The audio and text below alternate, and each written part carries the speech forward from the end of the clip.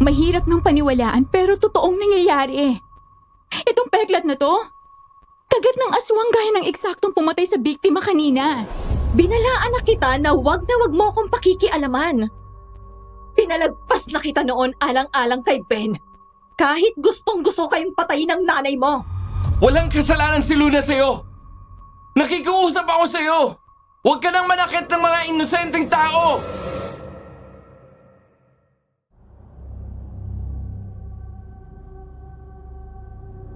Isang magandang araw sa inyong lahat. Tawagin niyo na lang akong Luna. Hindi ko tunay na pangalan. 30 taong gulang na ako ngayon at kasalukuyang nagtatrabaho at naninirahan dito sa Taguig City kasama ang asawa ko. Sa isang liblib na bayan sa Cebu ako ipinanganak at lumaki. Kaya hindi na bago sa akin ang mga kwento tungkol sa mga aswang at iba pang kababalaghan. High school ako nang una akong makakita ng magandang babae na biglang naging baboy ramo sa gubat malapit sa bahay namin. Ang sabi ng nanay ko ay aswang daw ang nakita ko. Isang uri ng aswang na bangkilan o ang mga magagandang dalaga na kayang magpalit anyo bilang aso, baboy ramo o ibon at iba pang mga nilalang ng dilim. Dahil biyuda na ang nanay ko at namamasukan sa ninong Ben ko, ang matalik na kaibigan ng tatay kong mayaman at biyudo. 16 anyos ako nang malaman ko na isang araw na may relasyon na pala ang dalawa at permanente na akong kinupkup ni Ninong at tinuring na tunay na anak. Wala naman akong masasabi dahil mabait naman talaga si Ninong. Pero ang pakikipagrelasyon ng nanay ko ay nagdulot ng gulo sa bahay. May gusto din pala kay Ninong ang isang malanding kasambahay nito na si Eva. Maganda ito at sexy. Kahit sinong binatay mahuhumaling sa kanya pero sa hindi malamang dahilan ay hindi nito magawang maakit si Ninong. Dahil palagi kaming nag-aaway ni Eva at minsan ay sinubukan nitong akitin si Ninong at pinalaya si Eva. 16 anyos ako nang makagat ng aswang na nag-anyong aso. Makalipas ang ilang taon, nang makapagtapos ako ng kolehiyo at napadpad sa Maynila para magtrabaho, muli kaming nagkita ni Eva at nalaman kong nakapag-asawa ito ng milyonaryo. Hindi ko akalain na ang muli naming pagkikita ay mag-iiwan ng isang karanasan sa buhay ko na hindi ko kailanman malilimutan. High school na ako ng panahong iyon. Nagtatrabaho pa lang si nanay bilang mayordoma sa bahay ni Ninong Ben. Dahil maagang nabiyuda ay mag-isa lang si nanay na tumataguyod sa akin. Mababa lang ang pinag-aralan ni nanay at hindi ito nakatapos ng elementarya. Mula pa pagkabata ay nakagisna na nito mula pa kay lola ang pamamasukan bilang kasambahay. Kaya naman hirap pa rin kaming mag-ina sa pera lalo na ngayon na magkokolehiyo ako. Kung hindi dahil kay Ninong Ben ay baka hindi ako nakapag-aral. Magandang umaga po. Oh, Luna anak. Ano, papasok ka na? Opo, Ninong. Oh, etong 500 pesos. Idagdag mo na sa baon mo yan ha. Naku, salamat po, Ninong. Ang laki naman ito. Sobra-sobra na po ito. Sige na, itabi mo lang dyan para hindi ka nasisimutan. Para kapag nagyaya ang mga klase mo na kumain sa labas, ay may madudukot ka at hindi ka mapapahiya. Salamat po ulit. Si nanay po pala. Abay naroon sa kusina. Teka, kumain ka na ba? Hindi pa po eh. Kung gano'n ay samahan mo na ako para naman may kasabay ako rito. Sige po. Ganun nga ang ginawa ko. Sinaluhan ko si Ninong Ben sa almusal. Ilang sandali pa, tumayo ito at pumunta sa kusina. Maya-maya lumabas naman ng mga kasambahay na panay ang lingon sa loob habang nagbubulungan. Kahit kailan talaga, malandi ang Esme na yan. Hinaharap na naman si Sir. Sinasabi ko sa inyo, Ako ang makakabingwit kay Sir Ben. Nagtaka ako sa narinig ko dahil hindi ko lubos na maunawaan ang sinasabi nila. Kaya naisip ko na sumilip sa kusina. Nagulat ako sa nakita ko. Naghahalikan ang nanay ko at si Ninong Ben. Bumalik ako sa kinauupuan at pinagpatuloy ang pagkain na parang wala akong nakita. Maya-maya ay lumabas si Ninong Ben at dumiretso sa kwarto sa second floor. Sunod namang lumabas ang nanay ko sa kusina. Nay! Binigyan po ako ni Ninong ng 500! Talaga, nak? Abay, mabuti naman kung ganun. Magtipid ka, ha? Para kapag nangailangan ka, ay may madudukot ka. Opo, iniipon ko nga po yung mga sobra sa baon na ibinibigay ni Ninong. Ay, Nay, paano pala po yung sa college ko? Makakapag-aral po ba ako? Huwag kang mag-alala, nak. Gagawa ko ng paraan. Pinapangako ko sa iyo na makakapag-aral ka. O sige nga, dyan ka muna at may gagawin pa ako sa taas. Dahil sa sinabi ng nanay ko na panatag ang kalooban ko. Nang matapos ang pagkain ay nagligpit ako. Pagkatapos ay umakit ako sa taas para magpaalam sa nanay ko. Hinanap ko siya sa mga kwarto pero wala siya roon. Kakatok sana ako sa kwarto ni Ninong nang makarinig ako ng ungol na nagmumula roon. Dinikit ko ang tenga ko at narinig ko ang boses ng nanay ko. Dahan-dahan kong binuksan ang pinto at sumilip. Natakpan ko ang bibig ko sa labis na gulat nang makita kong nakasakay ang nanay ko sa ibabaw ni Ninong. Nagmamadali akong tumakbo at lumabas ng bahay. May relasyon nga si Ninong Ben at ang nanay ko. Ibig sabihin, magiging pangalawang tatay ko si Ninong? Yayaman na kami ni nanay? Maya-maya'y napalingon ako nang marinig si Eva habang kausap ang iba pang kasambahay. Habang kung ano-ano ang sinasabing hindi maganda tungkol sa amin ng nanay ko. Napakalandi ng Esme na yan. Palagi akong inuunahan kay Sir. Hindi talaga ako pinapansin. Huwag niyong sabihin na sila ng anak niya makikinabang sa pera ni Sir. Mas maganda at mas bata naman akong dihamak sa Esme na yan. Hindi naman kasi nakukuha yun sa ganda. Depende din kasi sa ugali. Maganda ka nga. Malandi ka naman at ubod ng chismosa. Hoy, bata ka ha? Ako bang pinariringgan mo? Depende kung tinatamaan ka. Alam mo kayong dalawa ng nanay mong salot dito eh. Saggabal kayo sa plano ko. Mas salot ka. Hindi ba man ako pinapanganak sa mundo?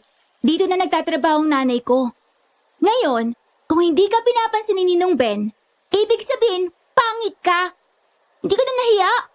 Lantaran mong pinagmamalaki na gusto mong landiin si Ninong. Kung gaano kaputi ang chinchansu sa mukha mo, ganun ka itim ang budhi mo, chinchansu. Ba't maldita ka ha? Malandi ka naman. Mas malandi ang nanay mo. At least, nilandi siya pabalik. Eh ikaw, mamatay ka sa inggit. Ano yung nababalitaan ko na nag-away daw ko ni Eva kanina? Eh kasi naman po yung chinchansu, si Eva, siya po ang nauna eh. Kung ano-anong sinasabi niya tungkol sa amin lalo na kay nanay. Tungkol saan? Sa inyo po ni Ninong Ben. Nilandi mo daw siya sabi ni Eva. Hindi ko ikakaila yun, anak. Totoo na inakit ko si Ben. Nagawa ko yun dahil desperada na ako at gusto ko na mabigyan ka ng magandang buhay. Gusto ko na masiguro ang kinabukasan mo, anak. Yung makakapag-aral ka sa magandang university para makahanap ka rin ng magandang trabaho bahalang araw. Ayoko magaya ka sa akin na walang pinag-aralan. Nanay naman eh. Nakakahiya. Kung ano-ano pa naman ang sinabi ko kay Eva kanina. Pinagtanggol pa kita. Alam ko yung lahat, Luna. Inamin na sa akin yun ni Esmeralda noon. At naintindihan ko siya. Sa halip na pagalit ako ay tinanggap ko siya at ipinagpatuloy ang relasyon namin. Ang totoo niyan, anak. Dalaga at binata pa lang kami, ay mahal ko na ang nanay mo. Niligawan ko siya noon. Pero binastig niya ako dahil malayo daw ang agwat ng buhay namin. Kasambahay na namin siya noon at anak ko ng amo niya. Hanggang sa napangasawa nga niya ang tatay mo na matalik kong kaibigan. Ninong, mahal niyo pa rin po bang nanay ko? Oo anak, mahal na mahal. Basta ba, huwag niyong paiiyakin si nanay eh. Huwag kang mag-alala. Ako ang bahala sa nanay mo, sa inyong dalawa. Mula ngayon ay dito na kayo titira sa bahay. Magpapakasal kami ng nanay mo at ituring mo na rin akong parang tunay na ama mo. Ninong, matagal na po na gano'n ang turing ko sa inyo. Wala pa man din po pero hindi niyo na kami pinabayaan ni nanay mula nang mawala si tatay. Naging masaya ako para kay nanay. Naging saksi ako sa hirap ng buhay na pinagdaanan niya lalo na nung mawala si tatay. Kaya hindi ko ipinagkait sa kanyang maging masaya at magkaroon ng mas komportableng buhay. Masaya kong makita siya na may nagmamahal sa kanya. Sa paglipas ng mga araw ay tuluyan kaming lumipat sa bahay ni Ninong. Tuluyan nang nagsama sila ni nanay at kasalukuyang inaayos ang kasal. Isang araw ng Sabado dahil walang pasok sa eskwela ay naroon ako sa bahay. Mula sa hardin ay pumasok ako sa loob at umakyat sa second floor. Papunta na sana ako. Nang mula sa silid ay naririnig ko ang boses ni Ninong na galit at may kausap. Agad akong lumapit at sumilip. Nagulat ako dahil nakita ko si Evang naghuhubad sa harap ni Ninong. Alam ko na mas maganda ako kay Esme. Mas kaya kitang paligayahin kesa sa kanya. Mas marami akong kayang ibigay sa'yo dahil mas bata ako. Mas sariwa. Hindi ka ba nangihinayang sa katawan ko? Kung may natitira kang delikadesa pa dyan sa katawan mo, Eva, ihinto mo itong ginagawa mo. Sa tingin mo ba ordinaryong init lang ng katawan ang meron sa amin ni Esme? Matagal ko na siyang mahal. Pero mahal kita. At hindi ako naniniwala na mahal mo siya. Ako dapat ang mahalin mo. Sige na, Sir Ben. Kahit ngayon lang. Kahit isa lang. Subukan mo lang ako. At saka sa'yo na babalik-balikan mo ako. Umalis ka na. Ayoko magka-problema kami ni Esme dahil sa'yo. Hindi ako papayag na malamangan na mag-ina na yon. Ginagamit ka lang nila at ang pera mo. Mas mabuti pang ibalot mo na yung damit mo at lumayas ka na dito sa bahay. Ayoko na makita ka. Walang lalaki ang pwedeng tumanggi sa akin, Ben! Umalis ka na! Nang hindi ako nakatiis ay sumabat ako. Bigla kong tinulak ang pinto at napalingon ang dalawa sa akin. Biglang dinampot ni Eva ang damit at nagmamadaling nagbihis. Oh, narinig mo na si Ninong? Lumayas ka na raw. Lumabas ka nga magtita ka! Huwag kang makialam dito! Ikaw nga ang pinapalayas eh. Bakit ako pinapalabas mo? Yuck! Hindi ka pa nahiya sa sarili mo? Napaka-desperado mo naman makasungkit ng mayaman. Sinabi na ang ayaw sa'yo pero pinipilit mo ang sarili mo sa kanya. In fairness naghubad ka na't lahat, ayaw pa rin sa'yo? Kung ako sa'yo, kung may natitira pang kahihiyan dyan sa sarili mo, aalis na ako. Sinasabi ko siyang bata ka, ha? Hindi pa tayo tapos. Babalikan kita! Okay, maghihintay ako. Bye, Haliparot! Mabuti na lang anak at dumating ka. Huwag kang mag-alala, Ninong. Narinig ko naman lahat eh. Tsaka, matagal ko nang alam na gusto kayong landiin at gapangin nun. Naghahanap talaga yun ng mayaman na lalaking madadagit niya. Pabayaan mo na yon at pinaalis ko na siya rito. Nang umalis si Eva, ay natahimik ang bahay ni Ninong. Hanggang isang hating gabi, katatapos ko lang gumawa ng project. Bago matulog ay nakaramdam ako ng gutom kaya minabuti kong bumaba sa kusina. Paakyat na ako ng hagdan nang bigla kong matigilan at nakita ko ang malaking itim na aso. Natakot ako, kinilabutan at kumabog ng malakas ang dibdib ko sa kaba nang umangil ito habang nanlilisik ang mga mata at naglalaway. Nay? Nay? Ninong? Nakailang tawag ako pero hindi ako narinig. Dahan-dahan akong humakbang paakyat at bawat hakbang ko ay siyang lakad naman ng malaking aso. Halos mapatalon ako sa gulat nang galit na galit ang malaking itim na aso na kinahulan ako. Hi, Doggy! Mabait yung Doggy na yan. Friends kami ng Doggy na Nabuhayan ako ng loob nang sa wakas ay marinig ko ang boses ng nanay ko. Ano ba yan? Kaninong aso ba yan at maingay? Bakit mo pinapasok dito sa loob? Nay! Tulong! Hindi po ako nagpapasok sa kanya! Nang tumingala ako, nakita ko kung paano ito nagulat at natulala na parang nakakita ng multo. Huwag kang basta tatakbo, anak. Mag-iingat ka dahil hindi aso yan. Po! Aswang yan, anak. Tulungan mo ako, Nay! Sandali lang. Kumalma ka lang dyan. Gigisingin ko ang ninong mo. Ben, gumising ka, bilis. May nakapasok na aswang. Gising. Nay! Ninong, tulong! Napatakbo ako nang wala sa oras paakyat. Hindi ko alam kung saan galing ang bilis pero pagdating sa pinakamataas ay natalisod ako at nadapa. Napasigaw ako sa sakit nang maramdaman kong nakalmot ako sa hita. Pagkatapos ay sinakmal ang likod ng binti ko. Nay! Nakagat ako!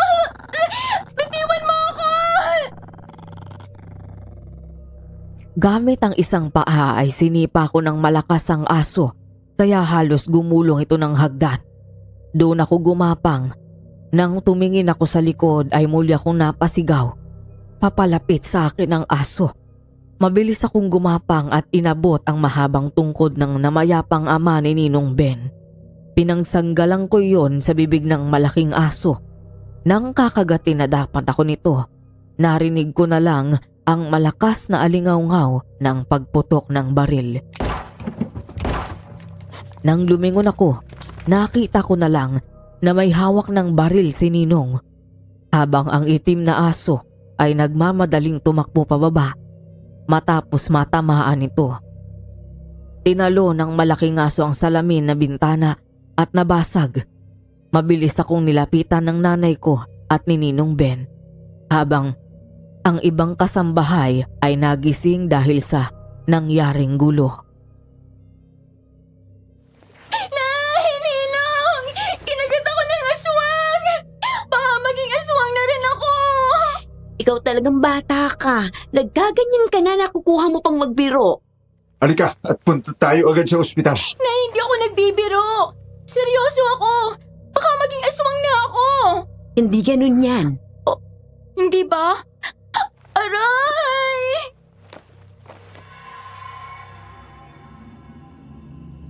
Sampung taon na ang lumipas mula ng gabing yun. Hindi na rin naman naulit pa ang pagsalakay ng aswang at nawala rin ito sa bayan namin. Hanggang ngayon ay hindi pa rin namin malaman kung paano nakapasok ang aswang sa bahay. Nandito na ako ngayon sa Maynila. Graduate na ako ng college at kasalukuyang may magandang trabaho sa malaking kumpanya sa pinakasentro ng Central at Business District dito sa syudad ng Maynila. Habang si Ninong naman at ang nanay ko ay masaya at tahimik pa rin nagsasama sa malayong probinsya sa Cebu. Regular kami nag-uusap sa chat o tawag o minsan pag may oras ay video call. Mayroon na rin akong boyfriend, si Alex. Magka-batch kami ng college sa Cebu. Naging magkaibigan at parehong lumuwas ng Maynila para makipagsapalaran. Hanggang kalaunan ay nauwi ang lahat sa pag-iibigan. Love, may napanood akong video. Matagal ng balita yun eh. Pero ang sabi doon, kinagat daw ng aswang yung lalaki. Ayaw namang maniwala ng mga doktor. Hindi naman kasi sila naniniwala sa ganun. Pero totoo kaya yun? Nakakalimutan mo na ba yung nakwento ko sa'yo noon? Oo nga no. Totoo sila. Pero madalas sa mga liblib na probinsya may ganun. Nakarating ka na sa amin, di ba? Masyadong liblib kaya ganun. Pero kapag iniisip mo, nakakatakot pa rin. Iba kapag naka-face to face mo yung aswang. Mukha silang aso sa panlabas pero kapag tinitigan mo sa mata, nanlilisik tapos yung sumugod sa akin nun, mas malaki sa karaniwang size ng aso. Buti lang hindi ka napatay. Warrior princess to, no? Hindi ako papayag na masayang ang beauty ko dahil sa aswang na yun. Nga pala, daan muna tayo sa favorite resto natin tapos take out na lang tayo. Para doon na lang tayo sa condo mo kumain. Okay. Doon ka ba matutulog? Pwede ba, love? Miss na kitang katabi at kayakap sa pagtulog eh. Pwede naman. Pero love, napag-isipan mo na ba yung alok ko na magsama na tayo sa iisang bahay? Oo. Gusto ko na rin sana kaya lang hindi ko pa nababanggit sa parents ko. Sana pumayag sila. Bakit ka ba kasi nagmamadali? Hindi naman sa nagmamadali, love. Kasi gustong gusto ko na gabi-gabi na kitang nakakatabi sa pagtulog. Yung uuwi tayo ng sabay na hindi na kita kailangang ihatid. Tapos uuwi ako. Sabi ko naman kasi sa'yo, magpakasal na tayo eh. Paano kung mabuntis ka? At least, kasal na tayo. Hindi naman sa ayaw ko, love. Ayaw ko lang na parang nagmamadali tayo. O sige. Sa susunod na magkausap kami nila Ninong, magpapaalam na ako. Sabi mo yan ha? Matapos kaming makabili ng kakainin para sa hapunan ay nagmaneho si Alex papunta sa condominium building na tinitirhan ko. Pagdating sa 16th floor kung saan naroon ang unit ko, napakunot-noo ako nang masalubong ang pamilyar na muka ng isang babae na may kasamang lalaki. Napalingon ako gayon din siya sa akin. Pareho kaming napahinto sa paglalakad habang bakas ang gulat sa mga mukha namin. Eva? Luna, ikaw ba yan? Ako nga. Hoy, long time no see ah. Oo nga. Kayo ba yung bagong lipat sa Unit 1665? Oo. Nga pala, si Joseph, asawa ko. Hi. Nice to meet you. Hello po. Ito naman si Alex, boyfriend ko. Magandang gabi po. Napansin ko ang pagbabago ni Eva mula sa pananamit hanggang sa ayos nito. Masyadong sexy ang suot na halos lumabas na ang kaluluwa niya. Ang mga gintong alahas na namumutik-tik na nakasabit sa katawan nito. Buti afford mong tumira dito. Oo. Regalo ni Ninong sa akin yung kondo nung matapos ako ng college. Dahil magna cum laude ako. Iba rin ah. Ginalingan nyo rin talagang mag-inang pambibilog sa ulo ni Sir Ben. Kinariro nyo? Ay dear, maniwala ka. Wala nang mas gagaling pa sa'yo. Tingnan mo nga oh. Ikaw na makabingwit ng mayaman. Anyway, sige auna na kami. Nice to see you again. Same here. Nang tumalikod ako ay biglang nawala ang ngiti ko kaya natawa si Alex.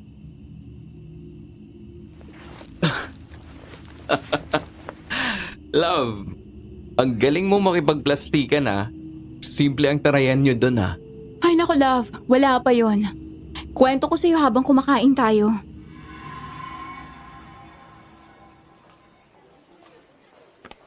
Love, papunta na ako sa counter. Baka maipabibili ka. Wala na. Medyo marami-rami itong dala ko eh.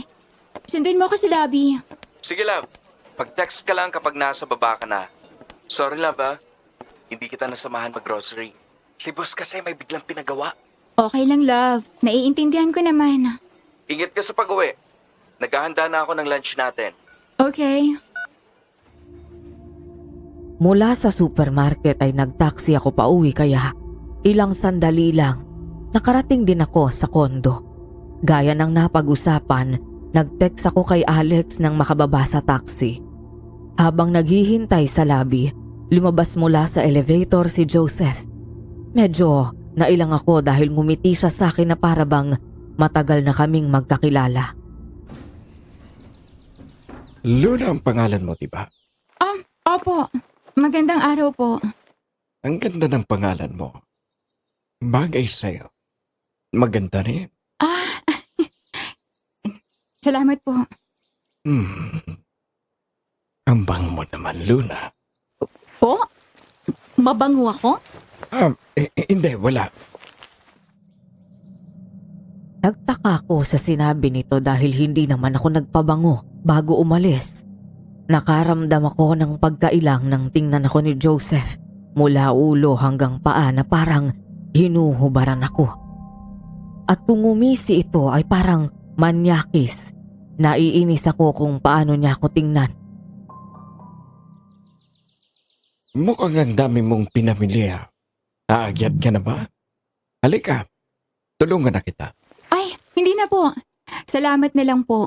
Pababa na po si Alex. Ganun ba? Sa susunod wag ka mahihiyang humingi ng tulong sa akin, ha? Salamat po. Kapag wala kang gagawin mamayang gabi o bukas, labas tayo kung gusto mo. Tayong dalawa lang, para naman magkakilala tayo. Total, magkapit-bahay tayo. Po? Naku. Busy po ako mamaya eh. May lakad kami ni Alex tsaka bukas. Ganun ba? Sayang naman. Gusto pa naman kitang makilala ng gusto. Ako hindi. Manyakis na to. Sorry. Ano ulit yung sinabi mo? Ang sabi ko ho, nandiyan na si Alex. Kaya, una na rin ho ako. Sige ho. Kitang-kita kong biglang napaalis ang ngiti nito at matalim na tumingin kay Alex. Tapos ay walang salita na basta na lang tumalikod. Doon pa lang ako nakahinga ng maluhag. Napaka-weirdo ng lalaking yun. Hindi ko gustong pakiramdam na malapit siya sa akin. Ayoko siyang kausap. Hindi ako takot sa kanya. Pero parang may nagsasabi sa akin sa isip at puso ko na mag-iingat ako sa Joseph na yon. Yung asawa yun ni Eva, di ba? Ano nga ulit ang pangalan niya, Joseph? Oo. Kaimbiyar na love. Ayokong kausap yun. Bakit? May ginawa ba siyang hindi maganda sa'yo? Ang weird niya. Basta hindi ako komportable na malapit siya sa akin. O kahit kausap ako. Kung tingnan niya ako, manyak na manyak lalo kapag ngumingiti. Tapos alam mo, niyayaya ba naman akong lumabas na kaming dalawa lang? Tapos sabi pa, ang bango ko raw? Sira ulo yun ah. Love, wag na wag kang lalapit dyan. Umiwas ka kung kailangan. Ay talaga, bagay nga sila ng asawa niya. Halika na. Huwag mo nang intindihin yan. Pasado 10:00 ng gabi. Katatapos ko lang mag-shower at nakapantulog na ako nang maisipan kong tawagan si Nanay at Ninong Ben. Luna anak, kumusta ka na dyan? Okay naman po. Sinong kasama mo dyan ngayon? Wala po. Umuwi po muna si Alex sa kanila. Anak, kapag ganyan na, ikaw lang mag-isa dyan, magdodobula ka. Opo, Ninong. Siya nga po pala, Nong. Nay, napag-usapan po namin ni Alex yung tungkol sa paglipat ko sa kanya. Kumbaga, magsasama na kami sa iisang apartment. Pwede dun sa kanya o siya na lang yung lilipat dito. Papayag ko ba kayo? Aba anak, nasa hustong edad ka na para magdesisyon. Hindi mo na kailangan ng permiso naming dalawa. Tsaka, sigurado na rin naman kayo ni Alex sa isa't isa. Anak, may tiwala naman kami sa inyong dalawa. Tsaka, gusto namin si Alex para sa'yo. Salamat po, Nay, Ninong. Matagal na nga pong sinasabi ni Alex sa akin ang tungkol dito. Nak, bakit ba kasi hindi na lang kayo magpakasal na? Total naman pala at gusto nyo nang magsama. Pwede naman kayo magpakasal tapos kahit hindi muna kayo magkaroon ng anak. Yun naman din po ang gusto ni Alex. Ako lang po yung nagsabi na parang maaga pa para pag-usapan ng kasal. Anak, 4 years na kayong dalawa. Ano bang maaga ang sinasabi mo? Basta kung anong maging desisyon yung dalawa, binibigay namin sa inyo ang blessing namin. Thank you, Nay. Papa Ninong. Ay, salamat. Tinawag din akong papa ng anak ko. Sige na nga. Simula ako ngayon. Papa Ninong na talagang itatawag ko sa inyo. Ay, nga pala, Nay. May kwento ako sa inyo. Hindi kayo maniniwala kung sino yung kapitbahay ko dito. Abay, sino ba yan, anak? Si Eva, Nay. Yung dating kasambahay ni Ninong na malandi at nagubad sa harap niya. Talaga? Eh, anong ginagawa niya dyan? Namamasukay. Hindi po. Mukhang natupad ng pangarap niya at nakadagit ng mayaman. Aba, halos kuminang siya sa dami ng gintong alahas ang nakasabit sa katawan niya. Anong sabi niya sa'yo nung magkita kayo? Eh di ngayon, simpleng patutsadahan kami. Naku, ikaw talagang bata ka. Napakabaldita mo. Huwag mo nang patulan yung babaeng yan at salbahe din yan. Eh Nay, hindi naman akong nauna eh. Kahit na, basta umiwas ka na para sa ikakatahimik mo dyan. Sige po, magpapakabait ako, basta mabait din siya sa akin. Ay nako, tingnan mo nga tong anak mo, Ben. Basta ikaw na ang umiwas sa gulo, anak. Opo. Nang matapos kaming mag-usap, nagpadala muna ako ng text kay Alex para mag-good night. Pagkatapos ay muli akong lumabas ng kwarto para kumuha ng tubig sa ref. Nang maisarado ko ang pinto, napatigil ako nang may marinig na kakaibang tunog sa labas. Napakunot ako ng noo at pinakinggan ko pa iyon. Tunog na parang may sumisigaw na boses ng lalaki at tunog ng isang halimaw at nanggagaling iyon sa labas. Napakalakas nun. Nakakakilabot, nakakatakot. Ang ganong pakiramdam ay hindi na bago sa akin noong sinalakay ako ng aswang na naganyong aso. Ganon na ganon ang naramdaman ko. Nang hindi huminto ang pagsigaw, ay saka ko binuksan ang pinto para sana silipin o hanapin kung saan iyon galing. Pero nabigla ako dahil maging ang iba pang nakatira sa mga katabing unit ay nasa labas at nakatingin sa Unit 1665. Doon nakatira ang mag-asawang Joseph at Eva. Lumingon sa akin si Ate Badet, ang nakatira sa Unit 1664, nakatabi mismo kung saan nakatira ang mag-asawa. Lumabas ako at lumapit kami kay Ate Badet. Ate, ano daw ang ingay na yon? Ewan ko, nakakatakot. May narinig akong boses ng lalaki na sumigaw, tapos ayun na yung nakakatakot na boses na yun. Samantalang kanina ang ingi pa nila. Nagpaparty yata sila kasama bisita nila. Baka may nangyari ng hindi maganda. Teka nga, Hindi ako nakatiis dahil pamilyar naman sa akin si Eva. Kumatok ako. Maya-maya tumahimik sa loob ng unit, saka bumukas ang pinto. Ngunit hindi binuksan ni Eva ng maluwag, kapiraso lang kung saan siya nakasilip sa maliit na puwang. Eva, ayos lang ba kayo dyan? May narinig kaming sumisigaw. May nangyayari ba? Ha? Wala. Nanonood lang kami ni Joseph ng horror kasama yung bisita namin. Yung palabas yung narinig mo. Ganun ba? Akala ko naman kung ano nang nangyari sa inyo. Naglabasan mga tao dito, oh. Kung nanonood lang pala kayo, baka naman pwedeng pakihinaan ang volume ng TV nyo. Pasado 10:00 na ng gabi at nagpapahinga ng mga tao. Abay, hindi lang kayo nakatira dito sa 16th floor. Nakakaabala kayo. Oo nga naman, Eva. Pakihinaan ang TV nyo. Nandun na ang unit ko sa kabilang dulo pero hanggang doon, umahabot pa yung lakas ng TV nyo. Pasensya na kayo, nagkasarapan lang ng panonood. Di bale, ihinaan ko na yung TV namin. Pasensya na ulit kayo. Bastos palang babaeng yan. Ay nako, kung alam mo lang. Hayaan na nga natin siya. At least, napagsabihan na natin.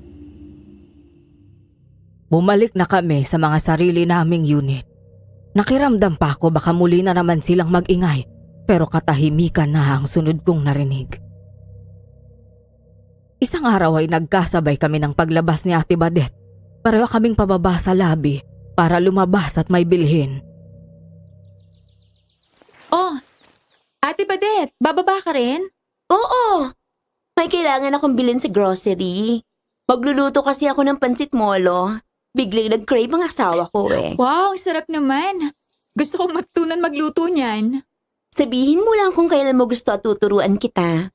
Tapos mamaya, bibigyan kita para matikman mo yung pansit molo ko. Talaga ate? Naku, thank you. Ihintayin ko talaga yan nga pala. Kumusta na sa kapitbahay mo? Hindi na pa nag-iingay ulit? Hindi na. Kaloka sila. Nagising nga yung anak ko nung gabing yun, kaya lumabas na ako. Pagbukas ng elevator, natigilan kaming dalawa ni Ate Badet nang makita namin si Eva sa loob. Mukha itong puyat at pagod na pagod. Medyo magulo pa ang buhok nito. Napansin ko rin na marumi ang laylayan ng damit. Pero ang mas nakatawag sa atensyon ko ay ang bahid ng kulay pula sa ibang parte ng damit nito maging sa kamay. Oh, Eva, saan ka galing? Bakit ganyan ang itsura mo? Diyan lang sa tabi-tabi. Okay ka lang ba? Na-aksidente ka? Hindi, ayos lang ako. Sige, mauna na ako. Nagtataka kami ni Ate Badet sa kinilos niya. Tahimik lang na nasundan namin ito ng tingin hanggang sa mawala ito sa paningin namin.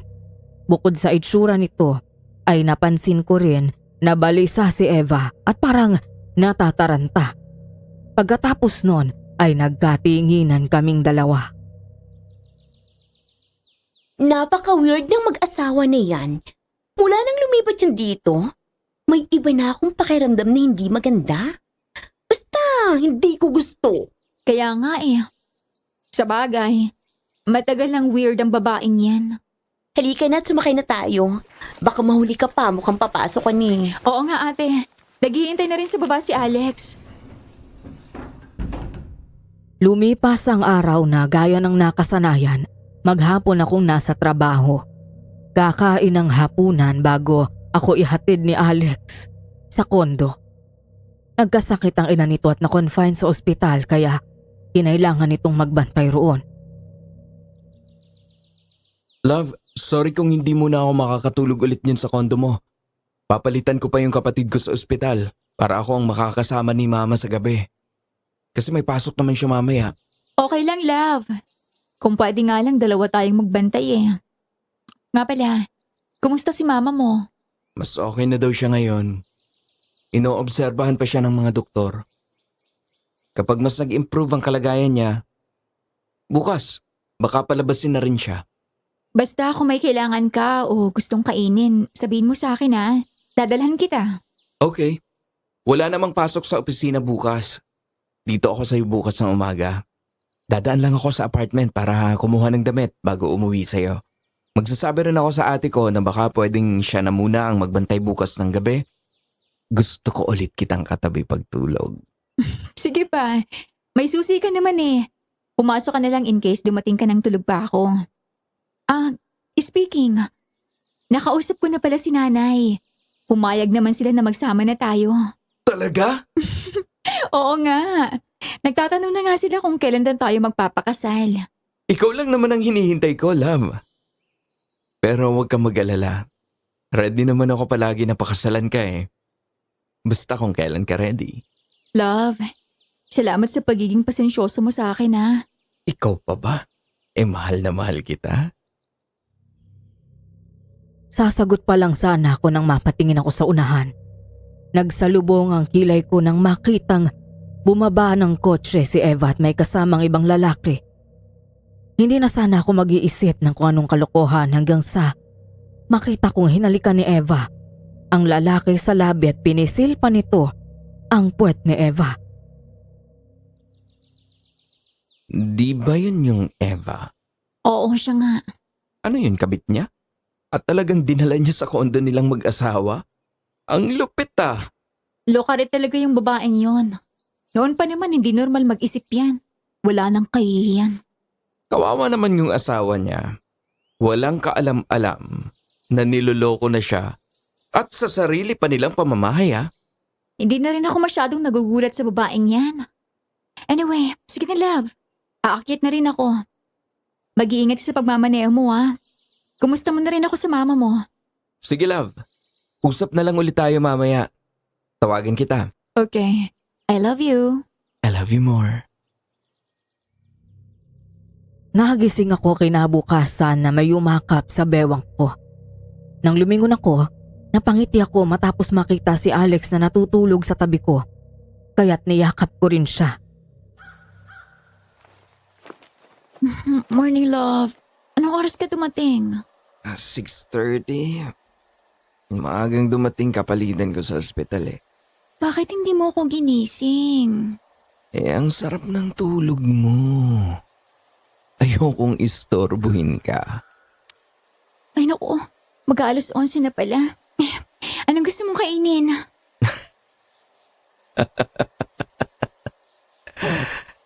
Ibang nasa isip ko na gusto kong kainin eh.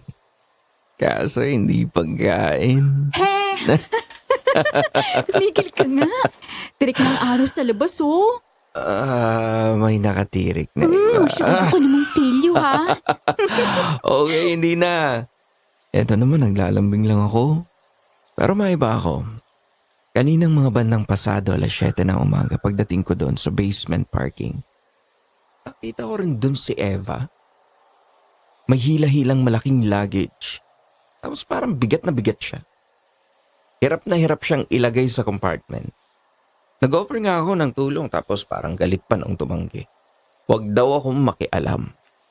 Ay nako love. Huwag kang lalapit doon o kahit malang tangkay na kausapin yun. Masungit talaga yun tsaka biglang magbagong ihip ng hangin landiin ka pa. Para na mapapatulan ko siya. Mas maganda na di hama ka naman doon. Pero alam mo kung anong weird sa kanya habang tumatagal na nakikita ko siya? Parang hindi tumatanda si Eva. 16 years old ako nung huli ko siyang nakita tapos ganun na ganun yung itsura niya. At hanggang ngayon ganun pa rin ang itsura niya. Mula sa mukha, pangangatawan, lahat. Para siyang hindi tumatanda. Pananamit lang ang nag-iba sa kanya. Baka naman nagpapaboto. Oo nga no. Baka mag-a-abroad silang mag-asawa. Alam mo sabi sa akin ni Ate Badette, bilyonaryo daw yung lalaki.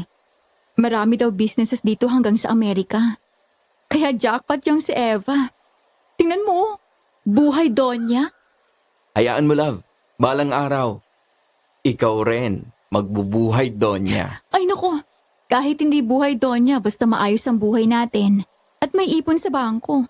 Okay na ako doon. Anyway, sa labas na lang tayo kumain love. Namimiss ko na yung nagdi-date tayo eh. O tara, bangon na tayo. Pagkatapos nating mag-lunch, nood tayo ng sine. Matapos naming maligo at magbihis ay agad kaming lumabas. Excited ako dahil ngayon lang ulit kami magde-date ng weekend. Naghihintay kami ni Alex sa elevator nang may maalala ito. Ay, sandali love. Nakalimutan ko yung phone ko sa bahay. Naka-charge nga pala yon. Sige, hintayin na lang kita dito. Habang naghihintay sa boyfriend ko ay biglang dumating si Eva at Joseph. Para na naman akong hinuhubaran sa klase ng tingin na binibigay sa akin ng asawa ni Eva. Nangingilabot ako at hindi ko maintindihan kung bakit. Oh, Luna, mukhang may lakad ka. Kami ni Alex. Date? Oo, parang ganon. Ang sweet naman. Kami rin eh. Okay. Kumusta ka naman Luna? Inaalagaan ka ba ng boyfriend? Hindi ko alam kung anong ibig sabihin ng tanong na yun ni Joseph pero hindi ko talaga gusto na kinakausap niya ako. Lalo akong nailang nang hawakan ako nito sa braso at pasimple akong lumayo rito. Ayos lang. Babe, hindi mo naman sinabi sa akin noon na maganda pala itong kaibigan mo. Nagsalubong ang kilay ko nang tumayo sa likod ko si Joseph at hinawakan ako sa magkabilang balikat. Umiwas ako. Nang lumingon ako sa bandang likuran nito, nakita rin ni Alex ang ginawa ng lalaki. Kaya agad itong lumapit sa akin at hinawakan ako sa kamay. Magandang araw po. Oh, Alex, nandito ka na pala. Kinukumusta lang namin itong si Luna. Oo nga. Mukhang magdi-date kayo. Saan ba kayo pupunta? Baka pwede kaming sumama para double date. Dyan lang. Sa susunod lang ho siguro. Oras namin tong dalawa eh. Mas gusto pa namin na kami lang muna. Pasensya na ho. Ganun ba? Sayang naman. Gusto pa naman sana kitang makilala ng husto, Alex. Okay lang po. Salamat na lang ate. Ay, actually, naipakilala na kita kay Alex. Naikwento ko na sa kanya yung lahat ng pinagsamahan natin noong naninilbihan ka pa lang sa bahay ni Ninong. Kaya wag ka na mag-abala. Ginawa ko na para sa'yo. Kilalang kilala niya na ang pagkatao mo. Kayo naman. Masyado kayong nilag sa amin. Nahihiya ba kayo? Salamat po sa imbitasyon pero may mga sarili kaming lakad. And please, sir, with all due respect, pwede bang huwag niyong hahawakan basta ang girlfriend ko na para bang matagal na kayo magkakilala? Hindi niyo ba napapansin na kanina pa siya lumalayo? Alex, tama na yan. Halika na. Pasensya na. Hindi ko intensyon na ma-offend kayo. Eva, kung pwede, pakisabihan ng asawa mo. At kung pwede rin, wag mong gawin kay Alex ang ginawa mo noon kay Ninong Ben. Ang sensitive niyo naman. Sa mga malanding kagaya mo, talagang magiging sensitive ako. Tama na yan, love. Halika na. Bumukas ang ibang pinto ng elevator at doon kami sumakay. Nakakainis. Napakalandi. Bagay nga sila ng asawa niya. Pakaloka. Harap-harapan? Anong klaseng relasyon meron sila? Harap-harapan na lumalandi sa iba? Kadiri. Huwag na natin silang intindihin, love. Huwag nating sirain ang araw natin dahil sa kanila. Ang mabuti pa, love, ako na lang muna ang lumipat dito sa kondo. Ngayon, ganyan pala kamanyak yung kapitbahay mo. Ayokong iwan ka ng mag-isa rito. Baka mamaya matsyempo pa na wala ako. Bigla kang pasukin at kung ano pang gawin sa'yo. Subukan niya. Gigilitan ko siya sa liig.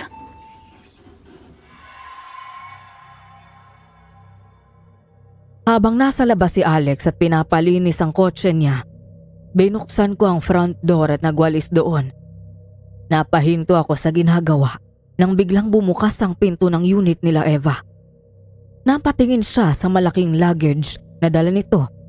Unang tingin pa lang, halatang mabigat na yon dahil hirap na hirap itong hilahin ang luggage. Kailangan mo ng tulong? Hindi na. Masyado ka talaga antrepida kaya ng nanay mo. Pakialamera. Inaalo ka lang ng tulong eh. Kung ayaw mo, edi sabihin mo ng maayos. O galing impacta ka talaga. Mas impacta ka, maldita. Oo, depende sa kausap. Hindi ko na pinansin ito para hindi na rin humaba ang sagutan namin. Talaga yatang hindi na kami magkakasundo ng babaeng yun.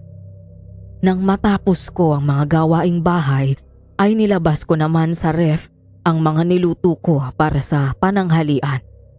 Pero bago ko gawin yon ay naupo muna ako para magpahinga. Kinuha ko ang phone ko at nag-scroll sa social media. Hanggang sa mapadaan ako sa isang post.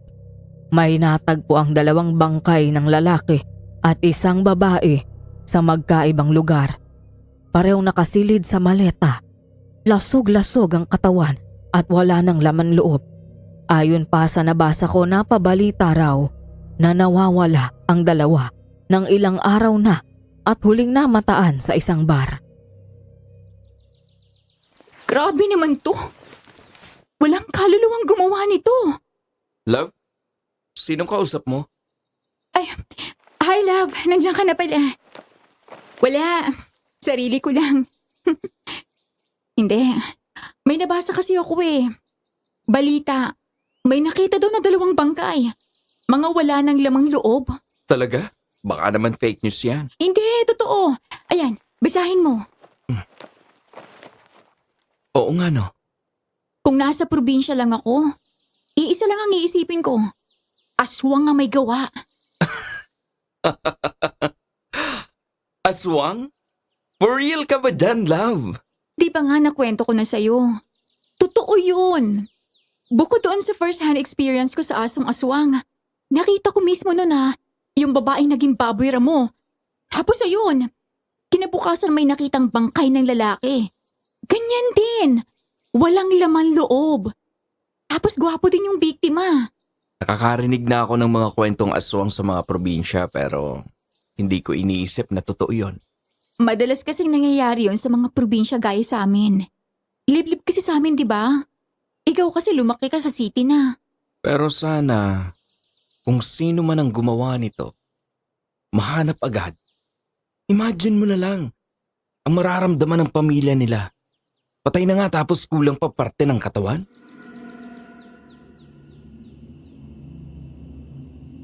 Saktong kakapasok ko lang sa labi ng kondominium nang mag-ring ang phone ko. Sinagot ko yon nang makita na si Alex ang tumatawag. Love? Nakauwi ka na? Oo, love. Kadarating ko lang. Nandito na ako sa lobby.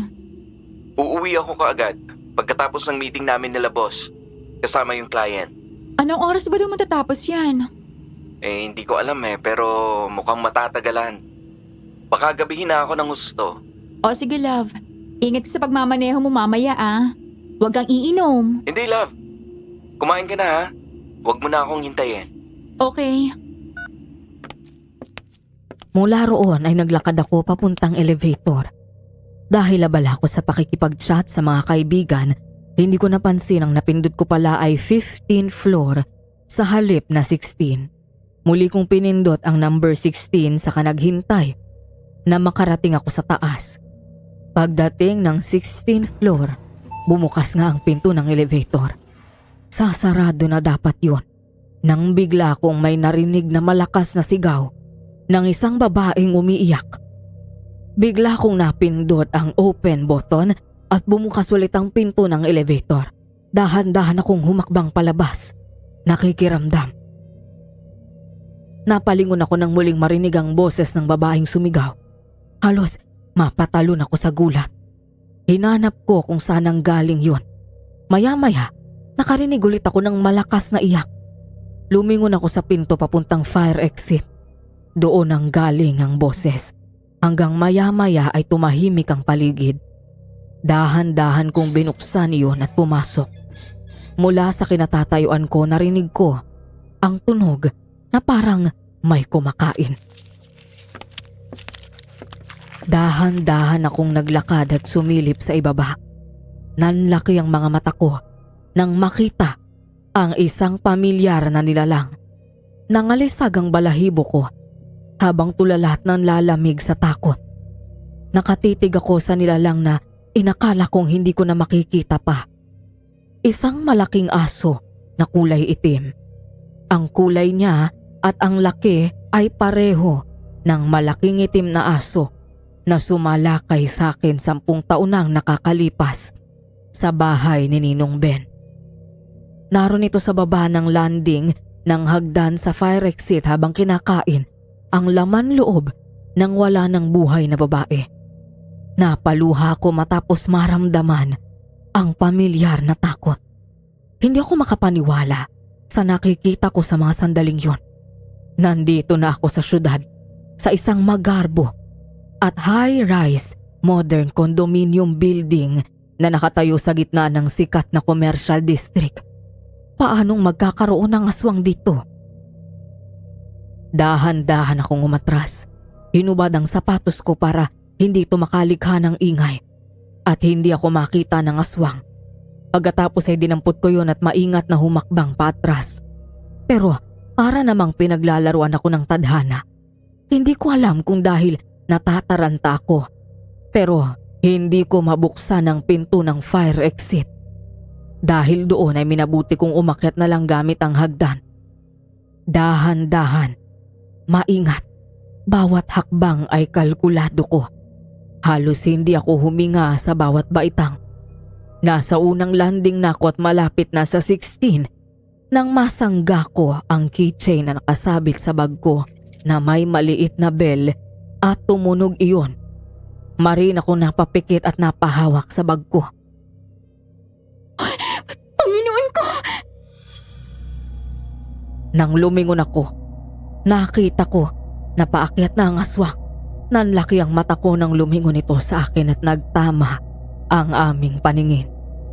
Ang eksenang yun, ganon na ganon ang tagpo ng una kong makaengkwentro ang aswang sa bahay ni Ninong Ben. Bigla akong tumakbo ng mabilis, paakyat at kasunod ng pagsigaw ko dahil sa labis na takot.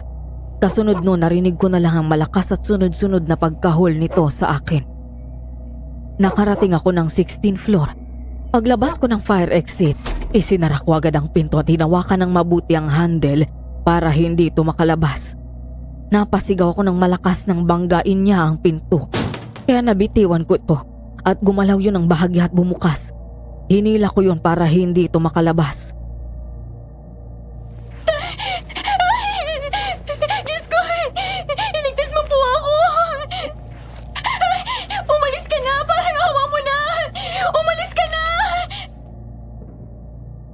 Napalingon ako ng magsilabasa ng mga nakatira doon sa 16th floor. Huwag kayong lumabas! Pumasok kayo! Pasok! Hinila ko ang pinto ng mabuti. Saka ko binitawan yun at tumakbo papunta sa unit ko. Habang walang tigil ang pagbangga ng aswang sa pinto ng fire exit. Dahil nataranta ko at samahan na rin ang takot at pagiyak, hindi ko mailapat ng maayos ang hinlalaki ko sa automatic door lock ng pinto ng unit ko. Hanggang mapalingon ako nang magsigawa ng mga tao kasunod ng malakas na kahol at angil ng aswang. Nanlaki ang mga mata ko nang makitang palapit na sa akin ang aswang. Salamat sa isa naming kapitbahay na lalaki at inisprayan na ito ng fire extinguisher. Biglang umatras ang aswang at tuluyang tumakbo palayo. Kasunod noon ay bigla kong naramdaman ng panghihina at napaupo na lang ako. Matapos noon ay hindi ko na alam ang nangyari. Ang sabi nila, bigla na lang akong hinimatay sa takot.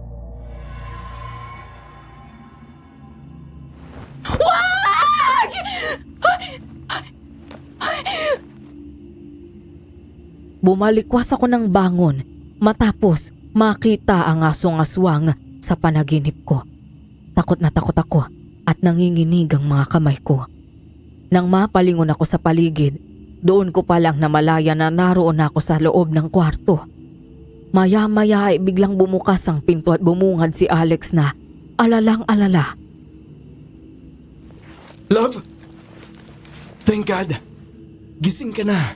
Nag-aalala ako sa'yo. Anong nangyari? Paano ako napunta dito? Hinimatay ka daw kanina, sabi ni Ate Badet. Pagkatapos kang habulin ng malaking itim na aso. Mabuti na lang at tumawag ako sa phone mo. Siya ang sumagot at sinabi niya sa akin ang nangyari kaya nagmadali akong magpaalam kay boss. Alex, hindi ordinaryong aso yun. Aswang! Aswang siya! May pinatay siyang babae doon sa fire exit sa 14th floor. Aswang yun! Nakita na nila yung babae, love. Bisita siya ng isa sa mga nakatira sa 14th floor. Hinahanap na rin nila kung sino may-ari ng asong yon. Hindi nga sabi aso yun, Alex. Aswang! Luna, kumalma ka muna. Walang aswang dito. Nasa city tayo. At wala sa probinsya. Maniwala ka sa akin, Alex. Aswang talaga yun. Narinig ng mga kapitbahay natin dito kung gaano siya kalakas nang binabangga niya yung pinto ng fire exit. Alex, maniwala ka, hindi ganun kalakas ang ordinaryong aso lang. O sige na. Aswang na akong aswang. Pero okay ka na ba? Hindi ka pa kumakain. Bumili ako ng paborito mo. Nandyan nga pala sa labas ang mga pulis. Kanina pa sila naghihintay na magkamalay ka. Gusto ka nilang makausap. Nang tuluyan akong mahimas-masanay saka ako lumabas ng kwarto. Doon ko lang nakita na mag-alas 12 na ng hating gabi. Agad tumayo ang mga pulis Nang makita ko at nadatnan ko rin sa sala si Ate Badet. Magandang gabi po. Good evening po. Maayos na po ba ang pakiramdam ninyo? Opo, maraming salamat po. Narito po kami para magtanong sa inyo tungkol sa nangyari. Kilala niyo ba yung biktima? Hindi po. Pwede niyo bang isalaysay sa amin ang nangyari kung anong ginagawa niyo at paano kayo napunta doon sa fire exit at nakita ang krimen?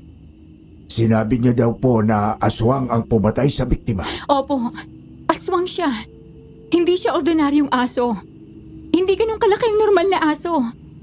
Mas lalong hindi sila ganun kalakas para mabangga ang pinto ng fire exit. Mas lalong hindi kumakain ng lamang loob ng tao ang ordinaryong aso.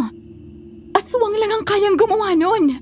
Ma'am, pasensya na po kayo pero parang ang hirap naman paniwalaan ang sinasabi ninyo. Oo. Tama ka sa sinabi mo. Mahirap ng paniwalaan pero totoong nangyayari. Itong peklat na to, kagat ng aswang gaya ng eksaktong pumatay sa biktima kanina. Minsan na rin nakita ng mismong mga mata ko noon sa probinsya kung paano naging baboy ramo ang isang babae. Hindi dahil nasa syudad tayo. Ibig sabihin, hindi na sila nag-i-exist dito. Normal silang mga tao sa umaga. Nakikipaghalubilo at nakikipag-usap. Nabubuhay na parang normal na tao sa umaga pero lumalabas ang tunay na anyo nila sa gabi. Naniniwala po ako kay Luna, sir. Totoo at posible talaga na may aswang. Sa probinsya ako lumaki kaya alam ko. At narinig nga namin yung lakas ng kalabog na yun kaya lumabas kami. Tapos nakita namin yung malaking aso na kulay itim, hinahabol si Luna. Lumingon pa nga sa amin yung aso tapos biglang tumakbo pabalik sa fire exit. Hinabol siya naman nakatira dito pero hindi na naabutan. Bigla daw nawala. Nakakakilabot nga yung kahol at angin ng aso na yun. Sayang, wala pang CCTV sa mga fire exits. Oo nga. Sabi ng may-ari magpapalagay pa lang daw siya. Pinacheck namin ang mga footage na nakuhanan ng CCTV camera sa hallways ng buong floor. Nakita sa footage dito sa 16th floor yung paglabas nyo mula sa fire exit at pagpigil nyo na mabuksan yon. Nakuhanan din hanggang sa tumakbo kayo pabalik at lumabas ang malaking aso kasunod nyo at bumalik ito sa fire exit.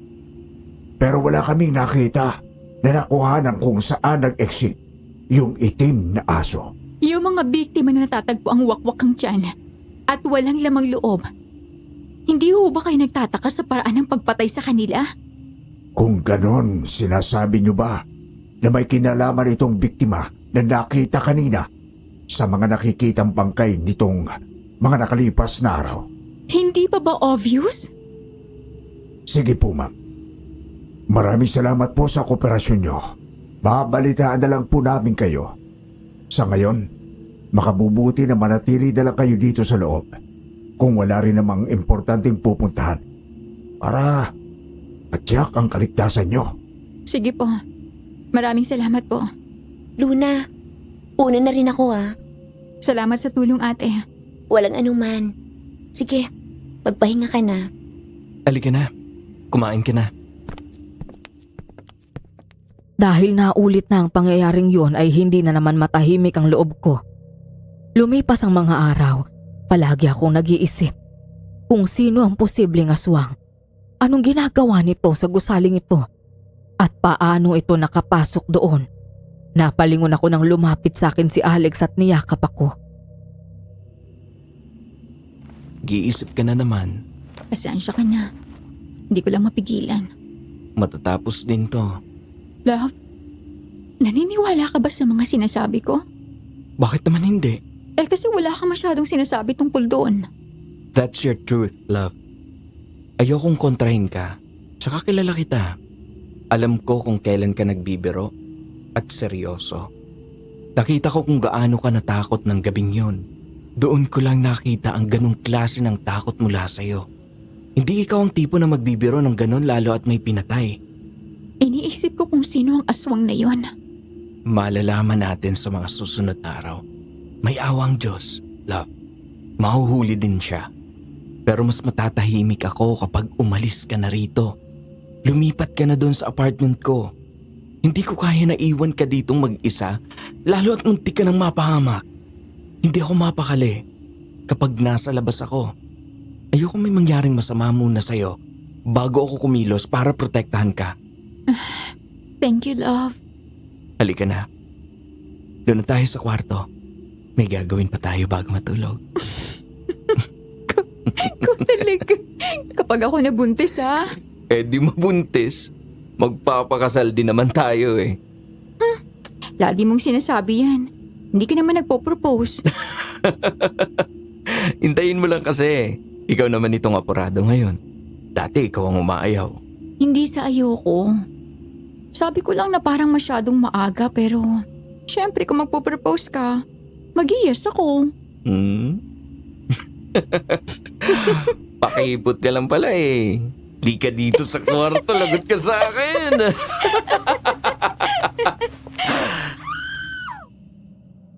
Pero natigilan kaming dalawa sa paghaharutan nang makarinig ng malakas na sigaw ng isang babae. Kasunod nun ay malakas na ungol na animo isang halimaw. Napakapit ako ng mahigpit sa braso ni Alex. Ganun yung ungulang itim na asong humabol sa akin. Ganun na ganun, love. Sigurado ka? Oo. Baka nandyan na naman siya sa labas. Dito ka lang. Sisilipin ko. Huwag kang basta-basta lalabas, ha? Sinundan ko si Alex nang sumilip ito sa peephole. Kumunot ang noon nito paglingon sa akin sabay bukas ng pinto. Nang tumingin ako sa labas, nakita ko na nasa labas si Ate Badet at ang ibang mga nakatira sa unit na malapit sa unit ni Eva. Lintik ng mga tao to. May session na naman ng kababuyan at horror sa loob. Diyan sa katabi mong unit galing yun, ate. Ano pa nga ba? Magre-reklamo na talaga ako sa baba.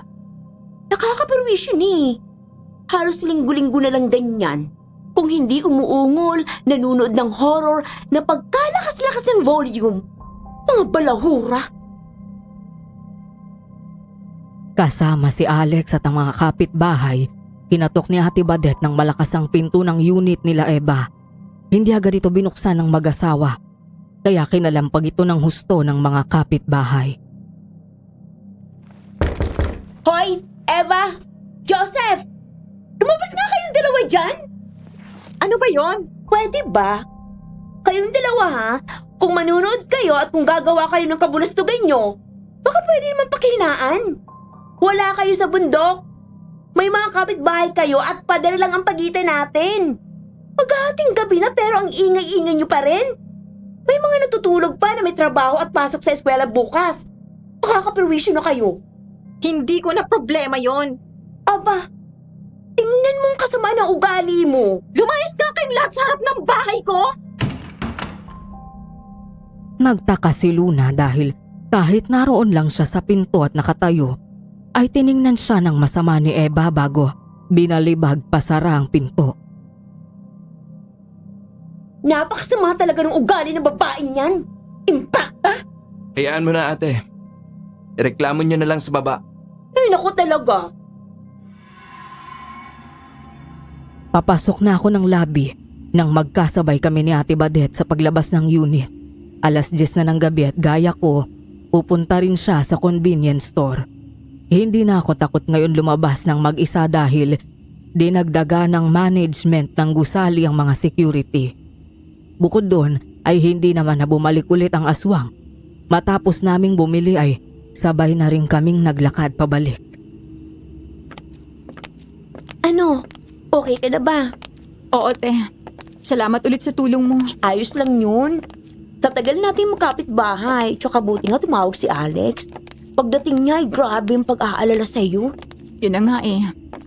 Sa katapusan, lilipat na ako sa apartment niya.